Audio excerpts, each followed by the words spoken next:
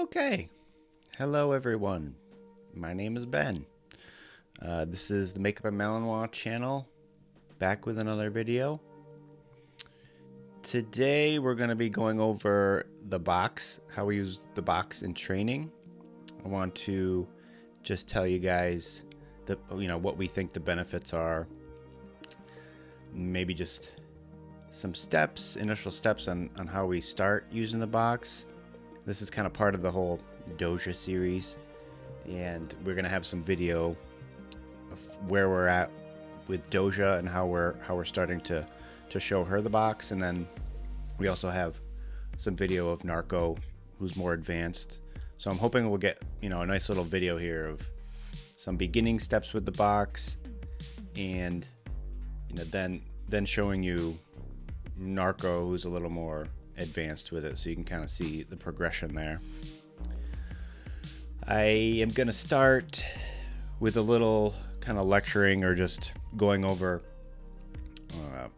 some topics, basically why we use it, and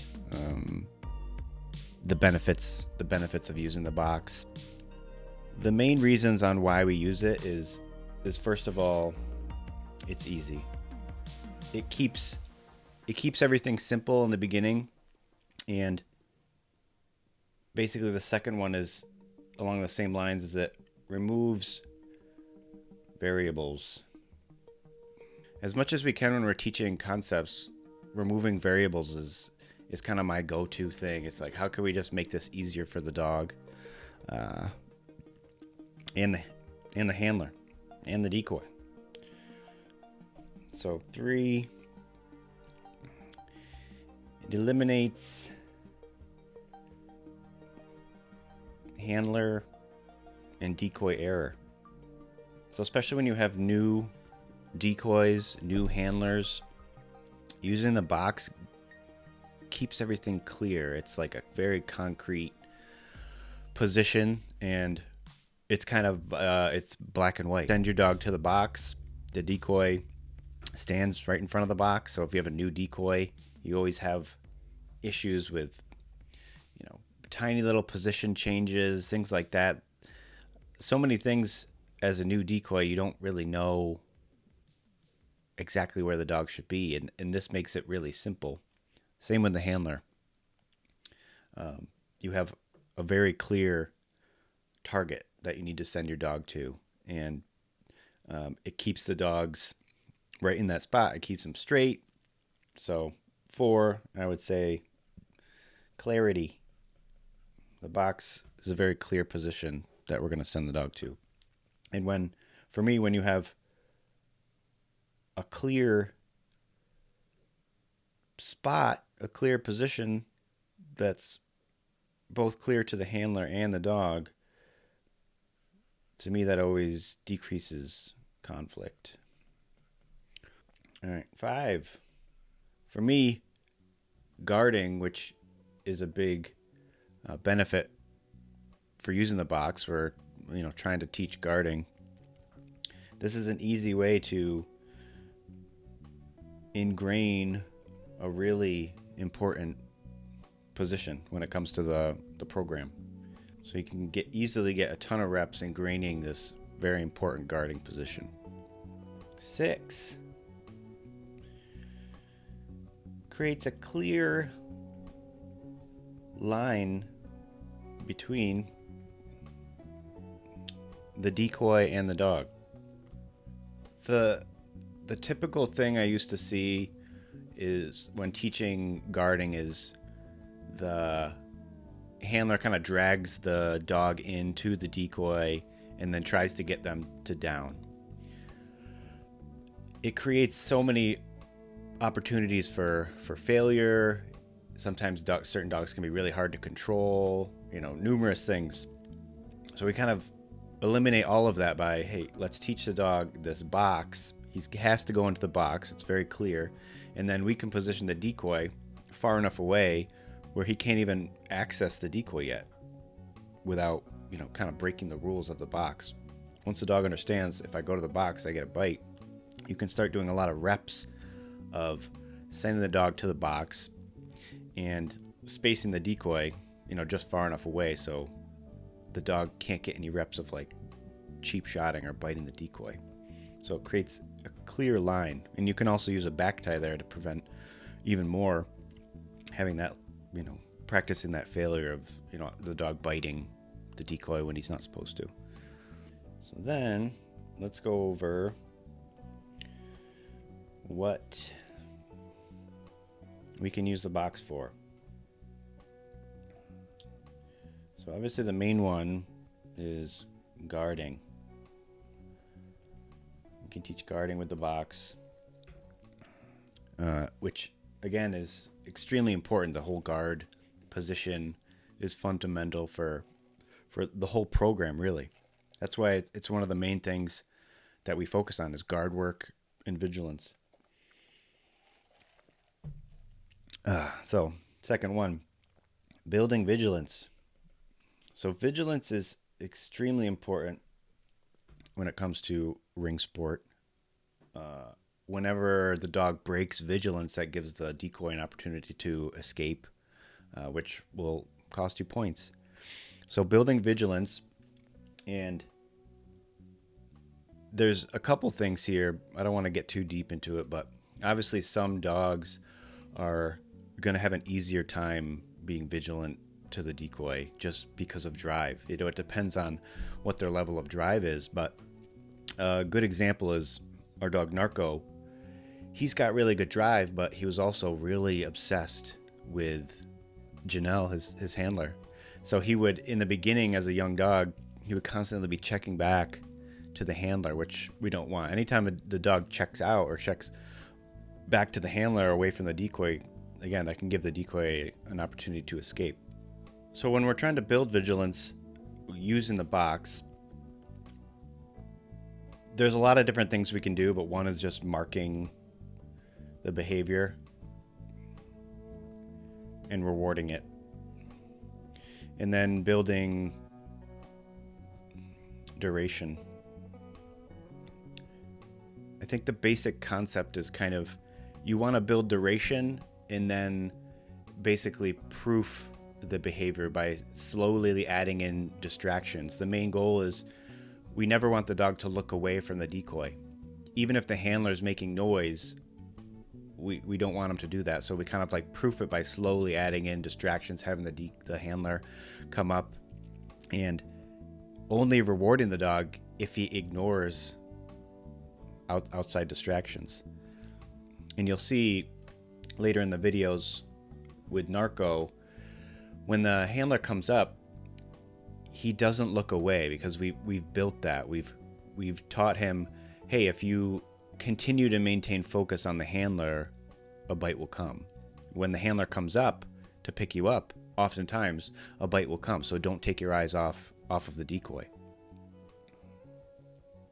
And we did a lot of this with the toy in the very beginning, before he was even on the suit or leg sleeves, just to like ingrain that early on. If you focus on the toy and ignore outside factors, you get a reward.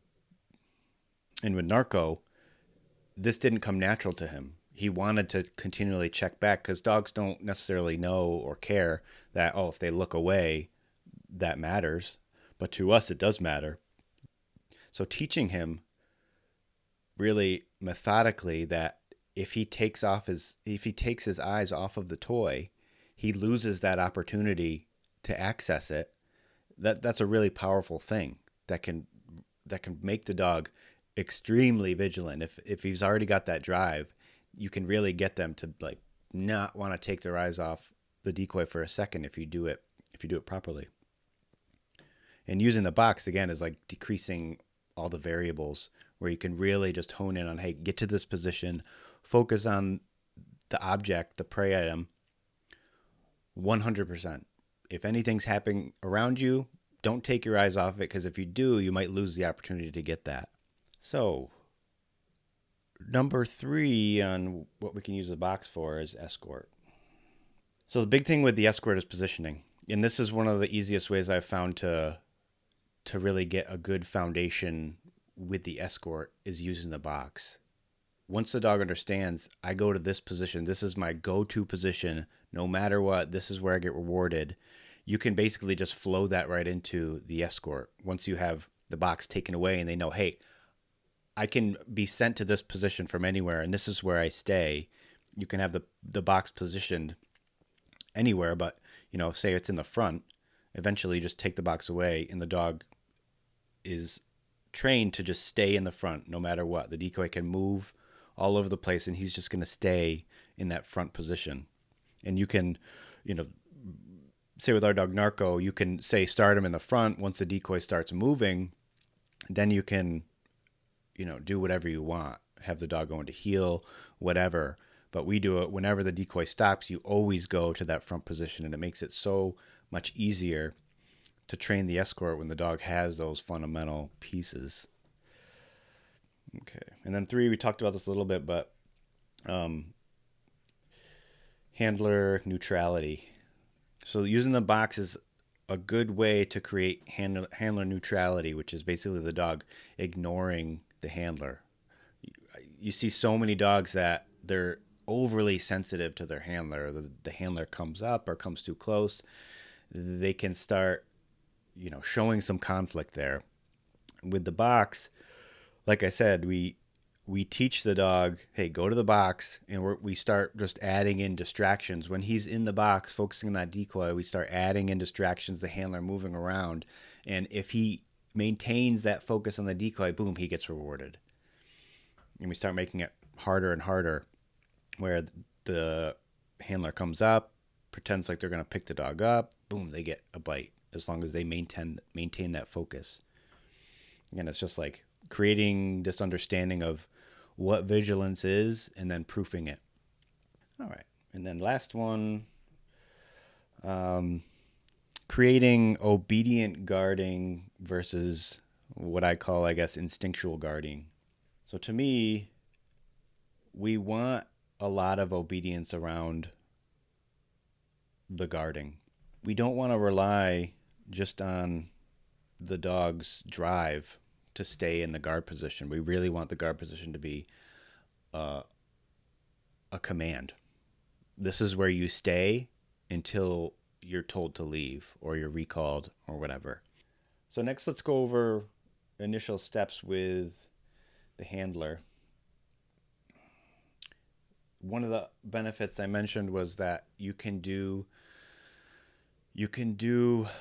pre-guard work, that kind of thing, as a handler by yourself, which makes everything a lot easier when you do eventually get a decoy. So you got all these skills already built into the dog before you have to go in front of a decoy, and you add all that drive to the situation. Obviously, you need a box.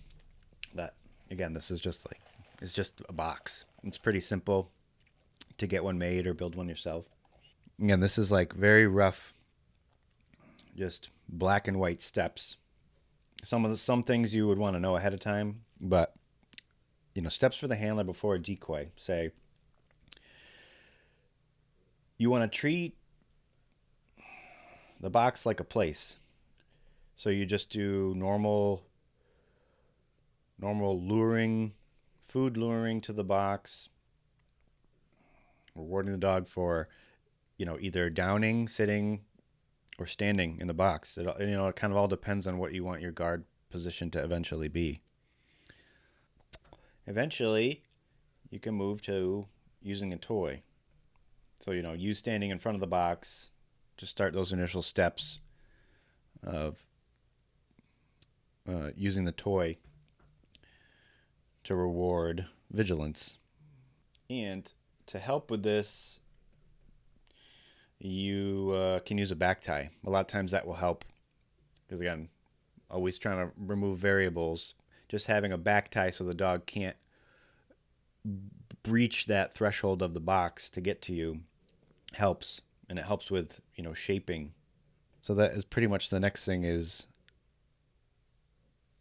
shaping comes in handy here. So say you have the dog back tied and you're trying to teach them, okay, a down in vigilance on whatever the object is equals the reward. Instead of trying too hard, try less. And you can shape a little bit here and just wait the dog out till they figure out, okay, stop scrambling and being crazy. If I just down in the box and then look at the toy, boom, they get the reward. So shaping can speed things along here as opposed to maybe helping the dog too much. So next would be initial steps once you get the decoy. So we would, on leash, basically walk up and place the dog in the box, where then the decoy would be standing stationary in front of the box, and then reward them when they are vigilant and in the correct position. 2, after we've got success with that, then we can move to dragons, where we start the dog in a sit and release them, drag them to the box, and tell them to take the position, vigilance, reward.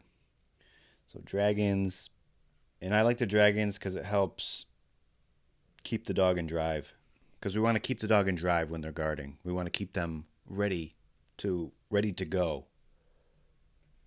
So 3. So once we're done, once we're past that, then from a sit, you can free send the dog to the box on leash. You want the dog on leash here because, again, we're teaching. In case the dog tries to blow past the box, you're going to prevent them till they understand, oh, I can't do that. I got to go to the box, down, vigilant, boom, I get my reward. After that, you would send off leash. Off leash sends. Number 5, send from different positions. And then the end goal would be to remove the box. One of the things that really helps solidify the position, once you are able to, say, send the dog to the box off leash, is, say you have the decoys here and you have your box here.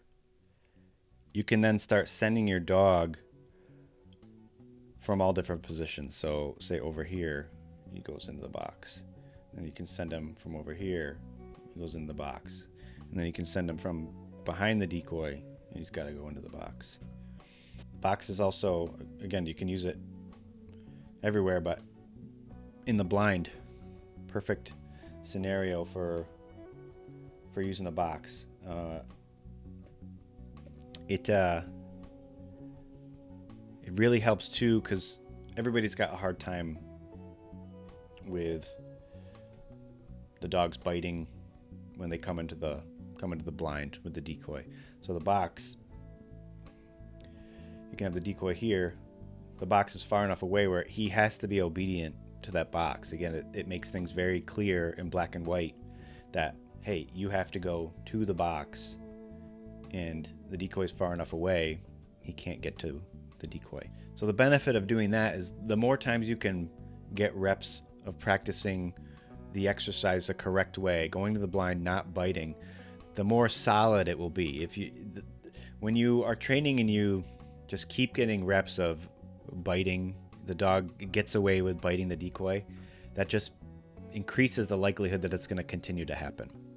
So the more we can, build the program as perfectly as possible, it makes things go a lot smoother. The dogs become pattern trained to just doing it the correct way, as opposed to having like little mix-ups or mistakes, scattered throughout your training. Reducing the variables, using the box keeps those practice reps correct. So let's get into some video here. Just starting off with Narco, just showing him going to the box, free send, maintaining vigilance, getting the bite.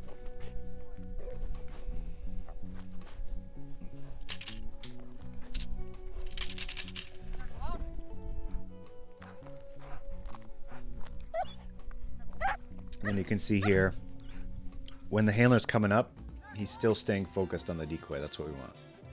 And I just have some clips here from trials of outing and going to the guard position. And this was all done or taught using the box. On the blind, going into that front guarding position. And that you'll see him adjust, like right here. He's making these micro adjustments when the decoy is moving. That was all done with the box. Again, once you teach it, anytime the decoy rotates, he's taught, he stays perfectly squared up with the decoy. All right, so here we have Doja just starting off with the toy. She's already used to the box because we've been using it positions. So we're able to go right to the toy, and this is just starting off with her. So it's going to the box. I'm just preventing her from going over the box, but just going to the box. You're doing some shaping here, of waiting her out till she adjusts. And then as soon as she's in the perfect position, being vigilant, she gets a reward. Yes, very good. Good job.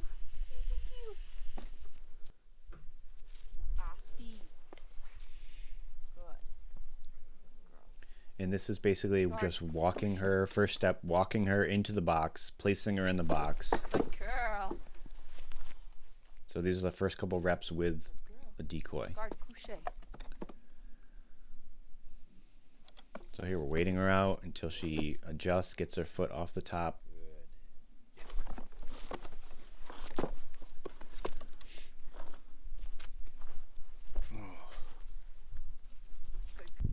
Guard. And here we start with dragons. So once she gets the first concept, we'll start doing dragons. And here we're just waiting her out, shaping until she figures out, oh, if I down and I stay vigilant, I get my toy. Guard. Good girl. Good. Yes. Good job. Bing. Guard. Good girl. Yes. Little side angle. Good. Back legs are like shaking back and forth. Guard. And here we have Narco, just to show you guys, you know, a dog that's advanced in the box, and just doing free send, vigilance for the bite.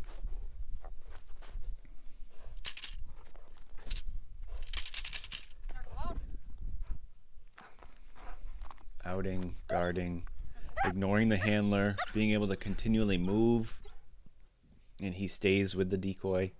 Even when the handler's around, he stays focused on the decoy. And this is where we would say, you know, okay, we're going to start adding a little bit of distraction to the background. More. And we're trying to teach the dog, ignore any distractions and keep focused on the decoy, and you'll get a bite. Narco.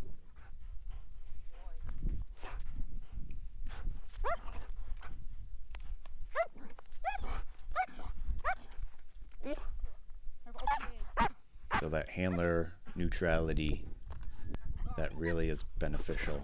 Good. Good boy.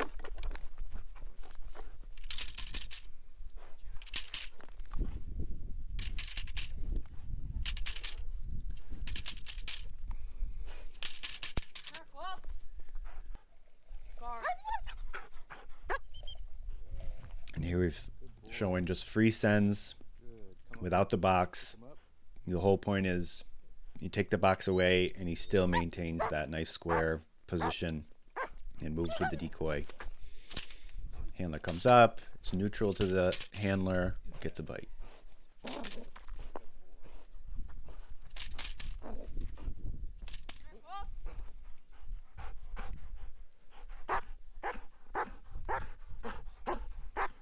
And then here we go.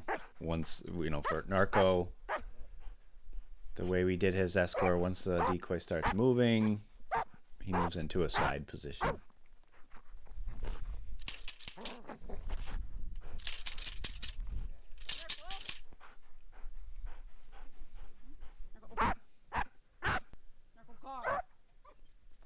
different angle, just sending him to a free decoy. Vigilance. Bite. And then there's this last little clip at the end here where I just wanted to show sending him from different positions. So sending him from the side where he has to come around and still get into that squared up position. You know, it's like pretend there's an imaginary box there. I'm ready. So that's all. That's all that she wrote. I hope you guys liked this video. You know, give us some feedback if you have any input, or you know, leave a comment, say hello. Thank you again. This is the Makeup and Malinois channel, and I'll see you guys next time. Bye.